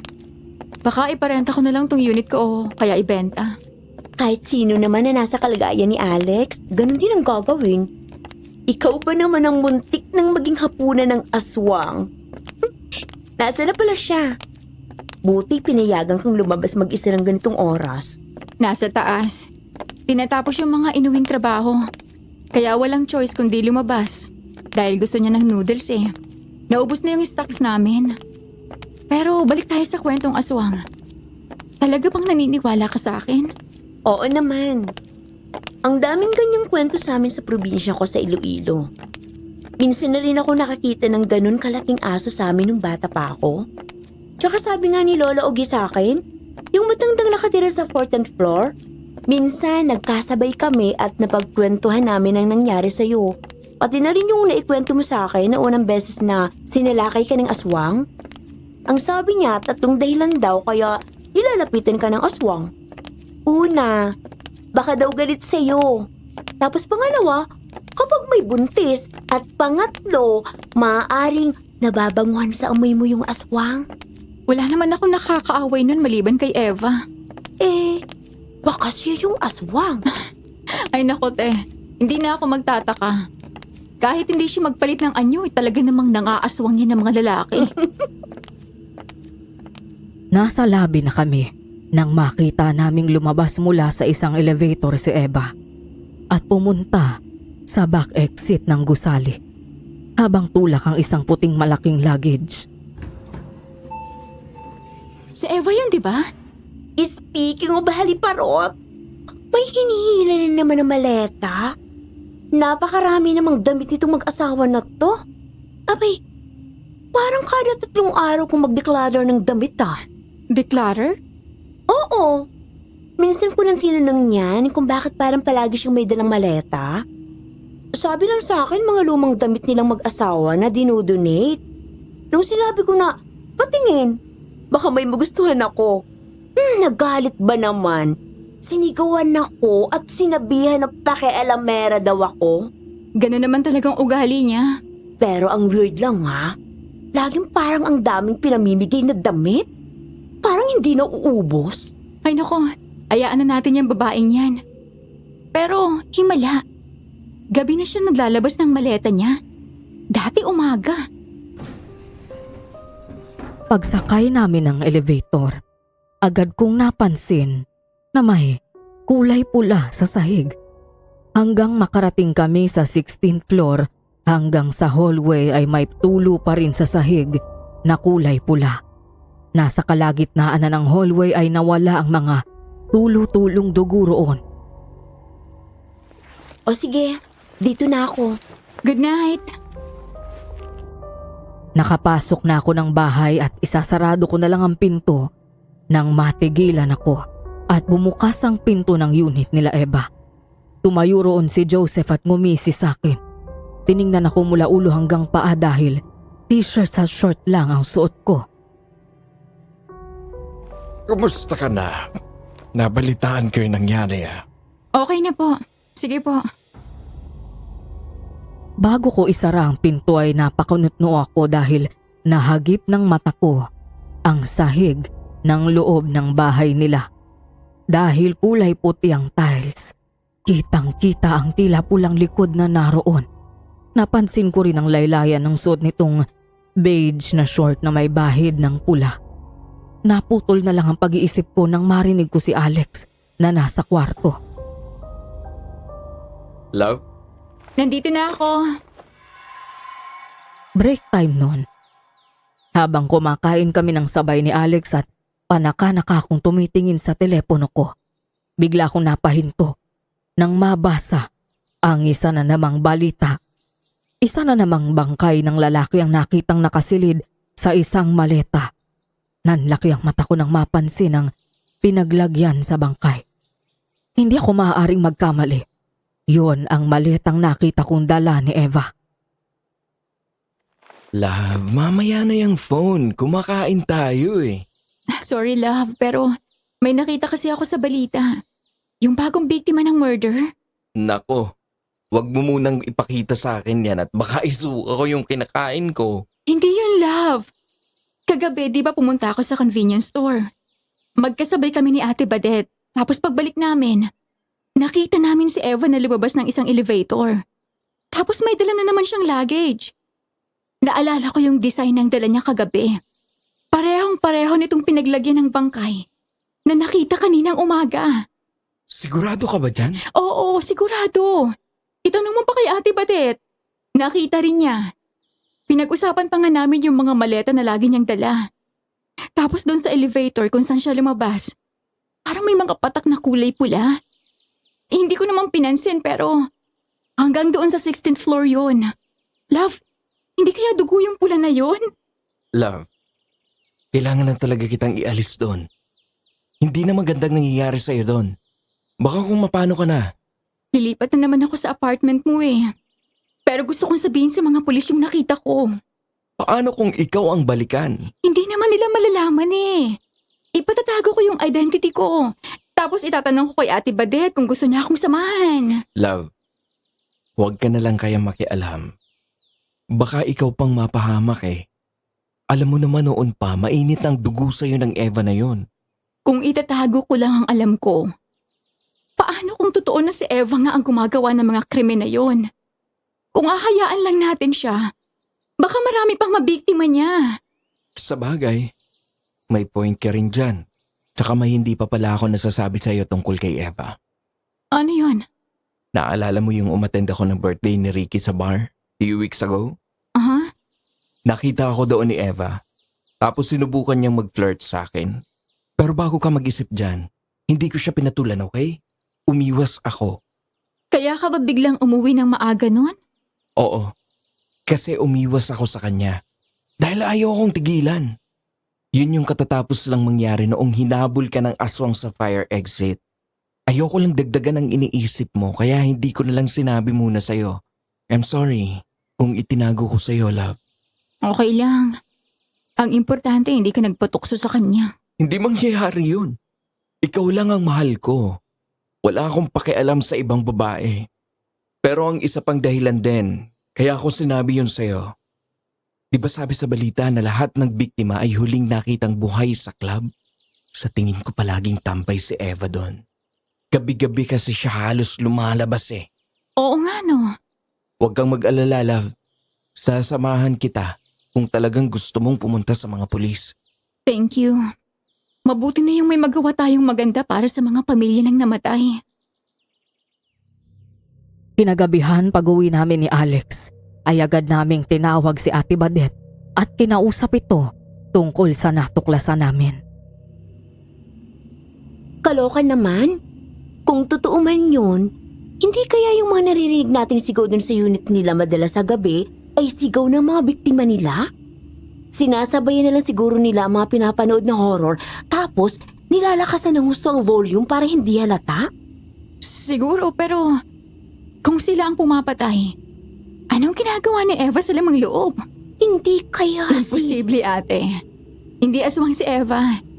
Hindi naman siguro siya. Naalala mo yung sinabi sa akin ng matanda na nakausap ko sa 14th floor? Hindi ba ikaw na rin na nagkwento na palagi kayo nag-aaway kahit noon pa? At malaki yung galit niya sa'yo at dun sa nanay mo dahil tinanggihan siya ng ninong mo noon at pinili ang nanay mo. Oo. Teka. Oo nga no. Naalala ko pa na hindi namin alam kung paano nakapasok yung malaking asong itim na yun sa bahay. Wala namang sign ng forced entry. Baka siya nga. Alam kayo ni Joseph lahat ng ginagawa ni Eva? Baka hindi. Mukha lang manyakis yung asawa niya pero mukhang wala namang alam eh. Love, mas mabuti pa nga na umiwas ka na kay Eva. Huwag na huwag kang lalapit sa mag-asawa na yon. Pumunta na tayo sa mga pulis. Halika, sasamahan ko kayo. Wala ka nang naiwan na ibang gamit sa kotse? Wala na. Pinindot ni Alex ang buton ng automatic car key para i-lock ang kotse. Pagkatapos naglakad kami papasok mula sa basement parking hanggang bigla kaming napalingon nang marinig ang malakas na sigaw ng lalaki. Mula sa isang kotse, lumabas ang lalaki. Duguan ito at nakahawak sa tiyan habang tumatakbo ng mabilis palabas ng basement. Nanlaki ang mata naming dalawa nang makita ang malaking asong itim. Gano'n na lang ang takot naming dalawa nang lumingon sa amin ang aswang. Pagkatapos ay bigla na lang itong tumakbong palapit sa amin. Tumakbo kami ng mabilis ni Alex papasok ng gusali. Nang marating ang loob, ay agad naming sinarado ang glass door. Nanlilisik ang mga mata na parang Galit na galit ito nang tumingin sa amin ang aswang. Binangga nito ang glass door na parang toro na walang pigil. Talagang gusto niyang makapasok para mapatay kami. Habang nangyayari yun ay natataranta naman kami at walang tigil kakapindot ng buton ng elevator. Mag-fire exit na lang tayo! Hindi pwede doon! Makakapasok din siya! Napasigaw ako sa gulat nang biglang mabasag ang glass door. Eksakto naman na bumukas ang pinto ng elevator kaya mabilis kaming pumasok doon. Pero bago pa sumara yun, biglang may dugo ang kamay ang humawak sa pinto. Natigilan kami nang makita si Eva at punit-punit ang damit nito at duguan ng bibig. Binalaan na kita na wag mo akong pakikialaman.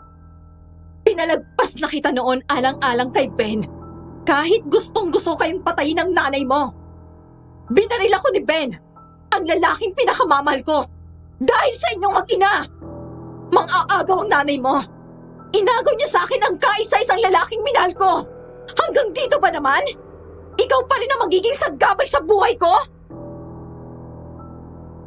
Nabigla ako sa revelasyong iyon ni Eva. Hindi ko akalain na may malalim siyang damdamin para kay Ninong Ben. Ang buong akala ko ay simpleng panglalandi lang ang gusto niya. Hindi ko akalaing seryoso pala ang damdamin niya. Pero ang nanay ko ang mahal ni Ninong Ben. Samantala, tinago naman ako ni Alex sa likod at mahigpit akong nakakapit sa bewang niya. Utang na loob, Eva! Tumigil ka na! Marami ka nang pinatay! Tama na! Hindi pa ako tapos! Hindi ako titigil hanggat may mga lalaking walang ibang alam gawin kundi ang paglaruan, gamitin at saktan ng mga tulad ko. Katawan nilang gusto ko. Lamang loob nilang kapalit. Walang kasalanan si Luna sa'yo! Nakikiusap ako sa'yo! Huwag ka nang manakit ng mga inosenteng tao! Pakiusap? Depende. Hahayaan ko si Luna na makatakas. Pero ang kapalit, ikaw. Ikaw ang ipapalit ko kay Joseph. Nakuha ko ng gusto ko sa kanya. Nasa pangalan ko ng kayamanan niya.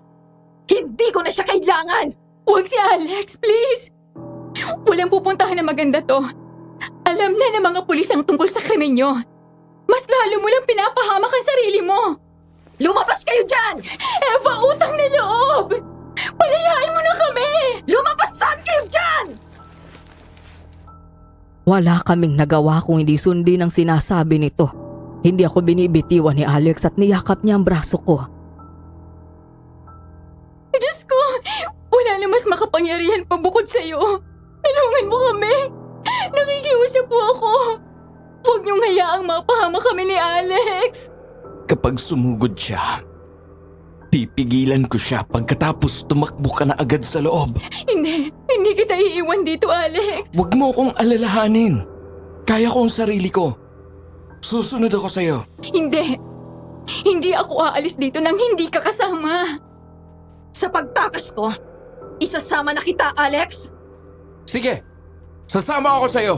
Basta ipangako mo lang na hindi mo nasasaktan si Luna. Hindi mo na siya gagambalain. May isang salita ako. Huwag kang sumama sa kanya! Please! Lumayo ka na kay Alex, Luna! Iwan mo na siya! At umalis ka na bago magbago ang isip ko! Pero hindi pa rin ako nakinig. Hindi ako bumitaw kay Alex dahil hindi ako papayag na ibigay na lang sa kanya ng basta ang lalaking mahal ko. Kaya nang makalapit kami ni Eva, bigla kong nilabas ang pepper spray at saka ko siya inisprayan sa muka. Sa mismong harap namin ay naging anyong malaking itim na aso ito. Mabilis kaming dumapa ni Alex kasabay ng pagpapaula ng bala ng mga pulis sa aswang. Noong palapit pa lang kami kay Eva, lihim kong nilabas ang pepper spray na lagi kong dala sa bag. Habang nangyayari yon, ay nakita namin ang mga pulis na dumating at walang ingay na nakalapit.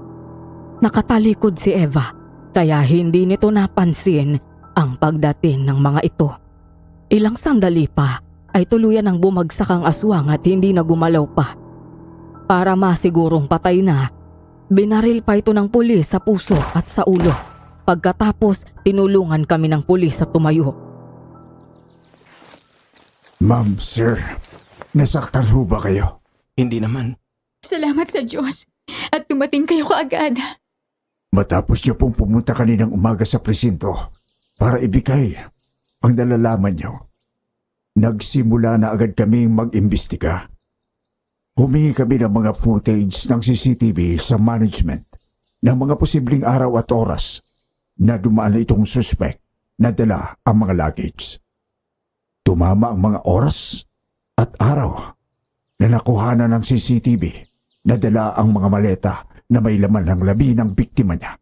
At nagkataon na pakyat na kami sa 16th floor para hulihin si Eva nang makita namin yung biktima niya kanina na tumatakbo. Luwa ang bituka pero hindi naman daw nakain ng aswang. Kaya namin naalaman na naandito siya. Pasensya na po kayo kung hindi kami naniwala sa inyo nung una. Sa panahon ho kasi ngayon ay napaka-imposible nang mangyari ang ganito. Naiintindihan ko naman po. Kahit ako hindi makapaniwalang umabot siya dito sa Maynila. Ano po palang mangyayari sa asawa niya? Iimbitahan po namin siya sa presinto at alamin namin kung may kinalaman siya rito. Nasunda namin ang tingin ng mga pulis nang pumasok ang mga ito para umakyat sa unit nila Eva. Nagkatinginan kaming dalawa ni Alex at napangiti pagkatapos ay mariin niya akong hinalikan at niyakap ng mahigpit. Ang akala ko, sasama ka na talaga sa kanya. Pwede ba naman kitang iwan? Sumasakay lang ako sa sinasabi niya pero nag-iisip na ako kung paano ko siya tatakasan. Buti na lang naisip mong gamitin yung pepper spray. Nakapako lang yun sa bag ko. Tsaka ako lang naisip na baka gumana at tablan siya. Tapos ang lahat, love. Matatahimik ka na. Wala nang magbabanta sa buhay mo. Salamat dahil hindi mo ko iniwan. Huwag na nating hintayin ang katapusan. Kunin mo na yung mga importanteng gamit mo, tapos dun ka na sa apartment ko mula ngayon. Hindi ka na babalik dito. Kakausapin ko na lang si Tito Ben na ibenta yung unit mo. Hindi na ako papayag na mag-isa ka. Nang malaman ni Ate Badet ang nangyari, agad itong bumaba sa basement para kumustahin kami. Mabuti na lang at ligtas kayo. Finally ate, wala na mag-iingay sa floor natin. Kinausap nga ako ng mister ko dahil sa mga nangyari. Aalis na kami dyan.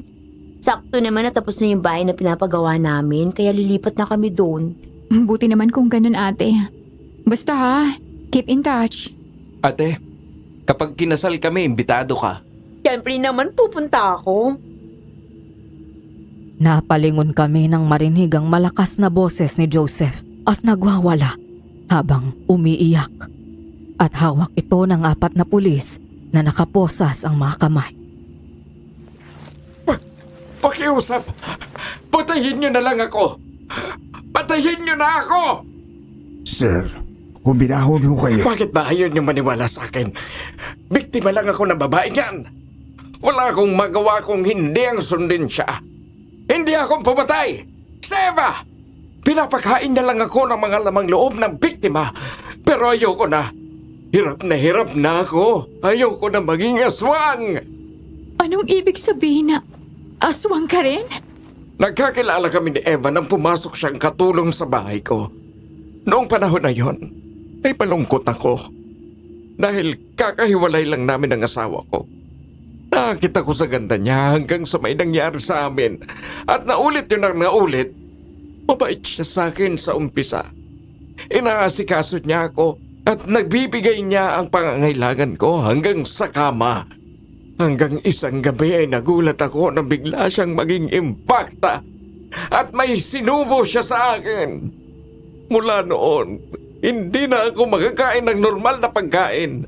Wala akong ibang gustong kainin kung hindi ang laman ng tao. Wala akong kamalay-malay na ginawa na pala niya akong aswang. Lahat ng kasambahay ko doon sa isang bahay namin ay pinatay naming dalawa at kinain. Gustong gusto ko ang amoy ni Luna. Siya ang gusto kong kainin. Pinangako sa akin ni Eva na ibibigay niya sa akin si Luna. Nakaramdam ako ng takot sa narinig ko. Ngayon ay naiintindihan ko na kung bakit panay ang lapit niya sa akin.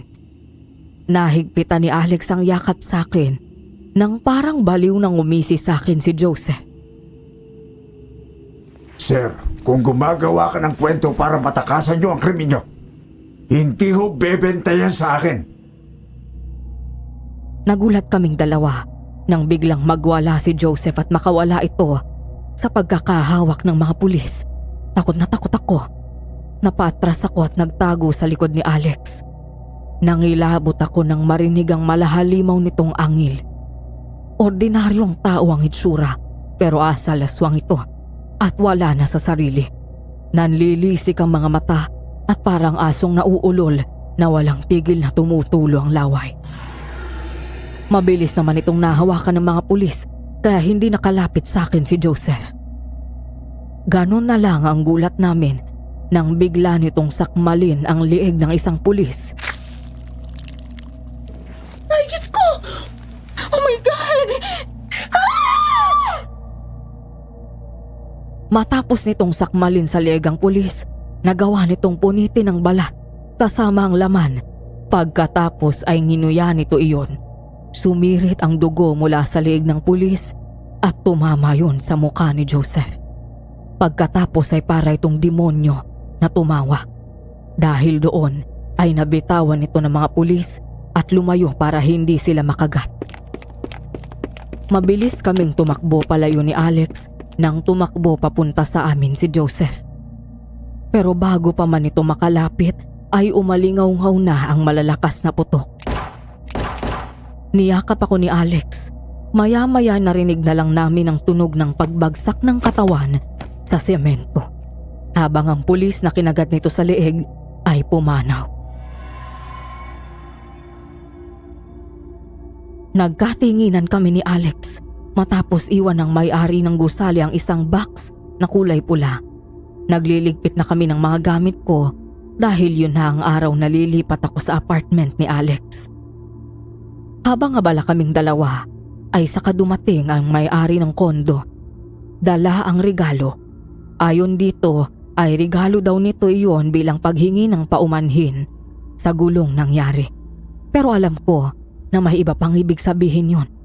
Bukod sa apology gift, alam ko na bayad yun sa amin para tumahimik kami at hindi kumalat sa media at social media ang nangyari. Dahil kapag nalaman ng mga taong may nakapasok na aswang doon at maraming namatay, tsak na wala nang uupa, lalo na sa 16th floor at unit 1665. Nang buksan ko ang box, tumambad sa akin ang isang mamahaling luxury brand na bag na may kasama pang smartwatch. Mas lalo kaming nagulat ni Alex nang makita ang malaking halaga ng tseke. Tatanggapin ba natin to? Hindi ko alam. Ikaw? Ang laki naman ito. Practically speaking, malaking tulong yan sa kasal natin. Pero kung pakiramdam mo na hindi na tama na tanggapin mo yan, pwede naman nating ibalik. Maya-maya ay dumating si Ate Badet na may dalang paper bag pagkatapos ay ipinakita nito ang papel na hawak. May cheque at regalo ka rin? Meron. Kaloka. Mas malaking halaga sa iyo ah. Ikaw kasi ang direct ng biktima. Walang sinabi kung para saan to? Wala. Basta ang sabi lang sa amin, apology gift daw. Bayad yan para huwag nating ikalat ang nangyari. Malulugi kasi siya. Alam ko naman yun, ate. Pero hindi ko sigurado kung tama ba na tanggapin ko to. Tanggapin mo na. Sayang naman, malaking halaga din yan. Malaking tulong yan para sa inyo, para sa pagsisimula niyo pagkatapos ng kasal. Alam ko naman na hindi mo idadaldal sa labas ang nangyari. Naniniguro lang yun. Kaya kunin mo na. Sa bagay. Ate Badet, maraming salamat sa lahat ng tulong mo sa amin. Lalo na kay Luna. Nako, wala yun. Parang anak-anakan ko na to eh. Basta ate huwag ka mawawala sa kasal ko. Isama mo si kuya tsaka mga anak nyo. Oo, dadayuhin namin ang kasal niyo sa Cebu. Buti nga yun, nang makapasyal naman kaming mag-anak. Kailan ang alis niyo? Halos wala na rin pala kayong natitirang gamit dito Mamaya na rin. Oh, mag-iingat ka ha. Oo, te.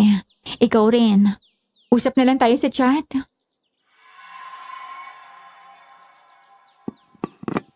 Mga anak, pumasok na kayo dito nang makakain na.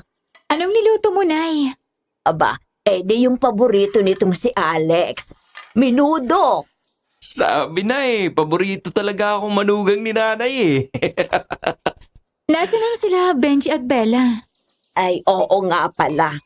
Tawagin mo na rin yung mga kapatid mo at ang papaninong mo. Papa Ninong! Kakain na daw tayo, sabi ni Nanay. Mabuti naman at nagugutom na ako. Pumasok na kayo sa loob. Benji, Bella. Hindi ko pala nabanggit na nagbunga ng kambal na babae at lalaki ang lihim na relasyon noon ng nanay ko at ni Ninong Ben. Sila Benjamin Jr. at Isabella. Ilang buwan na rin ang lumipas matapos ang malabangungot na pangyayaring yun sa buhay namin. Sa wakas, ay kinasal din kami ni Alex. Habang kumakain kami, napag-usapan namin si Eva. Hindi ko alam na ganun pala kalalim yung nararamdaman sa'yo ni Eva, Papa. Kahit ako man, ay nagulat. Hindi naman kasi halata noon Mukha lang siyang lagi naglalaro. Kumusta na pala ang kaso? Sarado na po ang kaso, Nay. Nagkaroon po ng media blackout sabi ng mga pulis kaya hindi na ibalita sa TV. Para raw hindi mag-cause ng panic o takot sa mga tao, lalo na po dun sa area ng kondo. Noon nga pong nag-inspeksyon ng mga pulis sa unit nila Eva. Maraming nakita na malalaking maleta na pinaglalagyan nila ng bangkay ng biktima nila. Tapos na-recover din yung mga gamit ng biktima. May mga naka-freezer pa nga po na lamang loob ng biktima nila Napag-alaman din ng mga pulis na itong mga biktima ay nahahanap ng mag-asawa sa mga clubs. Sinalaysay daw ng huling biktima na nakatakas ang buong pangyayari. Mabuti na lang, nakaligtas siya. Mahilig daw sa mga magaganda at pogi ang mag-asawang aswang na yun Karaniwan nga mga bata pang target. Dinadala sa kondo nila, tapos dun pinagtutulungang patayin at kainin na ang biktima nila.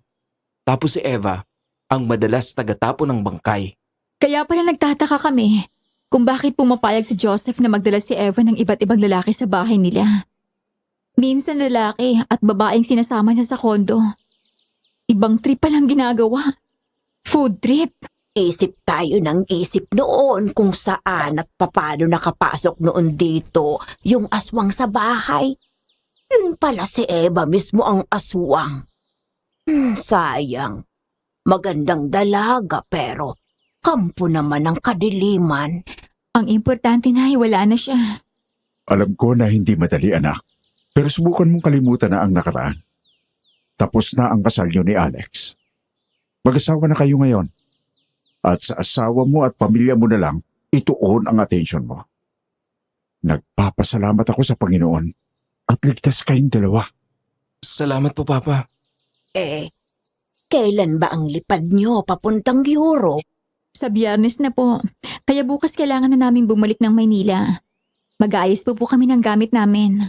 Alex, galingan mo ha. Para sa isang buwan, may apo na ako. Aba, Papa, magaling yata to. Ilang apo ba ang gusto mo? Isang basketball team. Bakit talaga? Baka ako seryosohin kayo ni Alex. Ayun na lang kayang mga anak. O siya, kain na ng kain. Hanggang ngayon ay wala kahit isa sa amin ang nakakaalam sa pinagmulan ni Eva. Sa paglipas ng panahon ay natutunan kong umusad at isantabi ang mga nangyari sa nakaraan. Siyempre, hindi pa rin yun nawawala sa isip ko at hindi ko na yata makakalimutan. Alam ko na may kasalanan din ako kay Eva. Masyado akong nagmaldita at naging resulta yon para mahimok siyang magalit sa amin ng husto. Dahil doon, natutunan kong hindi sa lahat ng oras kailangang lumaban. May mga pagkakataong kailangan nating umatras, huminahon at magpasensya. Pero sa kabila ng lahat, ay naging mabuti pa rin sa amin ng Panginoon. Hindi kami pinabayaan at pinotektahan kami laban sa kasamaan. Sa huli, mas nanaig pa rin ang kabutihan at kapangyarihan ng Diyos. Maraming salamat sa pakikinig sa kwento ko. Sana'y nagustuhan nyo at may napulot kayong aral. Ugaliin po nating magdasal at tumawag sa Panginoon sa lahat ng oras. Hanggang dito na lamang po. Nagmamahal, Luna.